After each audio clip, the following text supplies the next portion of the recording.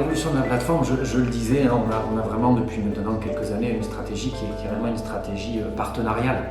Et là je vais prendre un exemple très concret dans l'incubateur à Boris Vian. Un des retours qui nous a été fait, c'est que sur certains devices qui sont utilisés, notamment les tablettes qui sont utilisées au collège, la plateforme s'adaptait moyennement bien à l'usage des écrans et donc effectivement très rapidement on a pris en compte ce retour et les équipes techniques travaillent sur une meilleure implémentation du format des tablettes qui sont utilisées dans le collège Boris Vian. Donc ça c'est un exemple très, très concret de cette véritablement culture qu'on a partenariale, de s'appuyer sur les retours qui nous sont faits pour ensuite améliorer la qualité de notre outil. Un deuxième chantier qui a été lancé récemment parce que de plus en plus d'usages, notamment sur l'inclusion scolaire, c'est l'amélioration de certains aspects de notre plateforme au niveau visuel, de la gestion des contrastes, de certaines polices utilisées pour favoriser encore plus l'accessibilité universelle de notre outil et permettre à de plus en plus de public de l'utiliser.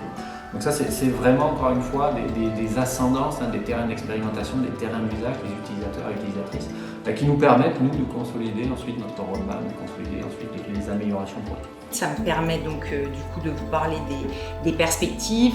L'idée pour nous, c'est d'essayer de systématiser l'utilisation, le recours à l'outil Edumalin, au moins pendant les temps de devoirs faits.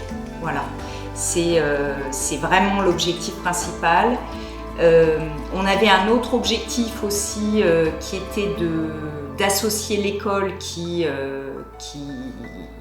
nous alimente. Qui nous alimente en plus grande partie, à 50%, d'associer cette école au projet Edumalin et d'en faire des leviers de notre liaison école-collège. Ce serait, c'est à la fois tout bénéfice pour l'école, mais pour nous aussi, puisque ce sont des élèves que nous aurons ensuite et qui seront déjà un petit peu familiarisés avec l'outil. Exactement.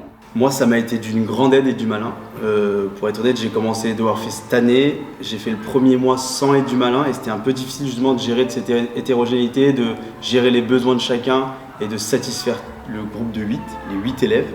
Et là, ça me permet en fait, lors de chaque séance, de satisfaire individuellement. Chaque élève peut sortir avec un objectif en début de séance et normalement, il l'atteint à la fin de la séance grâce à Edumalin. Donc, je le recommanderais énormément à la plupart des collègues.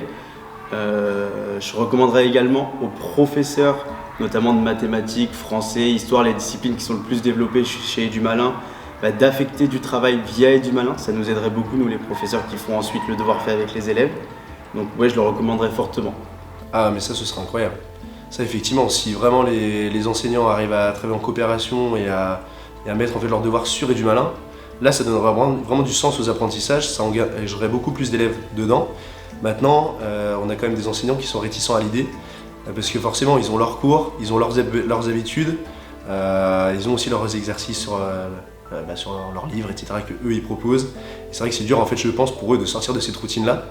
Mais si je pense que les enseignants veulent un petit peu se développer et changer un petit peu de façon de travailler, moi, je pense que c'est une super idée et franchement, ça pourrait totalement fonctionner. Ce serait top même.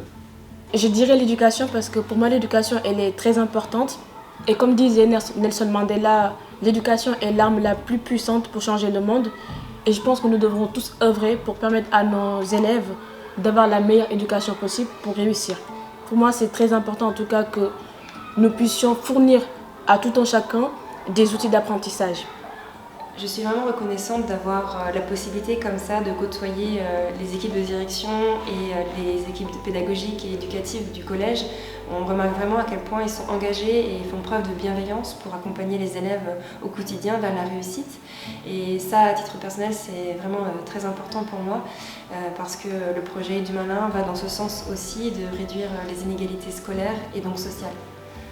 D'une manière un petit peu plus large, et c'est un peu un mot en guise de conclusion, il y a une effervescence importante sur les modèles d'intelligence artificielle et notamment générative en ce moment. Et nous, de manière assez fidèle à notre stratégie depuis le début et que j'ai eu l'occasion de présenter, c'est que nous, ce qui va nous permettre d'implémenter ces modèles-là et leur éventuelle puissance, c'est d'abord les données probantes. C'est-à-dire que nous, on reste avec une approche de s'appuyer sur des données scientifiques, sur l'apprentissage, sur la relation humaine dans l'apprentissage, sur sa complexité, sur l'influence des contextes, pour ensuite déployer des outils technologiques qui vont permettre d'améliorer cette relation d'apprentissage. Et un exemple très concret, c'est qu'actuellement on travaille effectivement sur la partie IA générative pour continuer à accompagner l'élève dans cette réflexion étape par étape.